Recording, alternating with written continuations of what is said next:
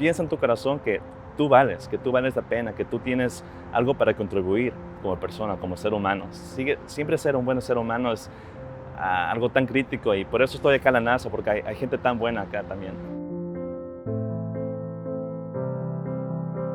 Me llamo Andrés Almeida y trabajo en la División de Comunicaciones de la NASA. Nací en Quito, Ecuador, y me crié en la Florida. Bueno, mis padres siempre mantenían nuestra cultura cotidiana en el hogar. Siempre decían, no pierdas tu cultura, no te olvides de dónde vienes. Así que toda mi vida fue en inglés, ¿no? En la escuela, pero también tenía mis raíces ahí justamente, gracias a mi familia. A mí siempre me encantaba la ciencia, me encantaba todo lo que es naturaleza y sobre todo la astronomía. Mis padres me llevaron a Disney World cuando era bien joven, bien chiquito. En ese mismo viaje también fuimos a Kennedy Space Center a visitar por primera vez. Y tenemos una foto en que yo estoy con mis hermanos y mi padre en el jardín de los cohetes, en el Rocket Garden, lo que tienen allá. Y, o sea, desde chiquito siempre me encantaba todo lo que es el vuelo espacial y la astronomía. Ahora trabajo con las redes sociales de la NASA, de las cuentas principales de la NASA. Eso significa compartir noticias, boletines, ofrecer cobertura en vivo de lanzamientos, de descubrimientos.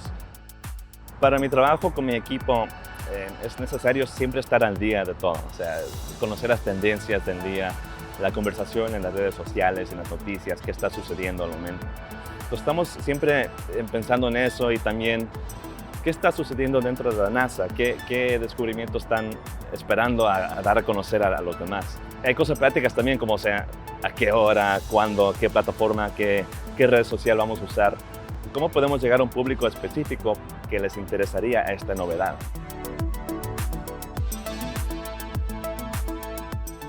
Mi camino fue con varias curvas, pero al final sí llegué a hacer una pasantía en la NASA cuando estuve haciendo mis estudios en periodismo. Terminé mis estudios a los 30 años, que mucha gente joven piensa que si es que no estudias los 4 años enseguida después del liceo, estás atrasado. Pero no es cierto. Yo estoy acá ahora después de mi camino no tradicional de estudios. Uno de mis momentos favoritos de la NASA fue antes de comenzar en la NASA. En 2011 fui a ver el último lanzamiento del transbordador Atlantis. Ver a esa nave llevar a 4 seres humanos hacia el espacio, hacia la estación espacial, para mí fue un momento que me cambió. Eso me dio el impulso a seguir mis sueños, a decir que yo voy a trabajar un día en la NASA. Y así fue 2 años después. Otra memoria es muy íntima para mí también porque significa mucho para mi familia. Fue cuando canté el himno nacional en un evento de la NASA bajo la bandera estadounidense. Porque eso simboliza que mis padres cumplieron sus sueños, que yo pueda cantar el himno nacional de este país que me dio tanta oportunidad.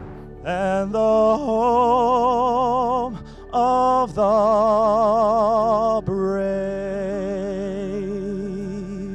Yo tuve la suerte de tener el apoyo de mi familia siempre, de mis 2 hermanos, Guillermo y Francisco. Francisco lamentablemente falleció cuando tuvo 22 años.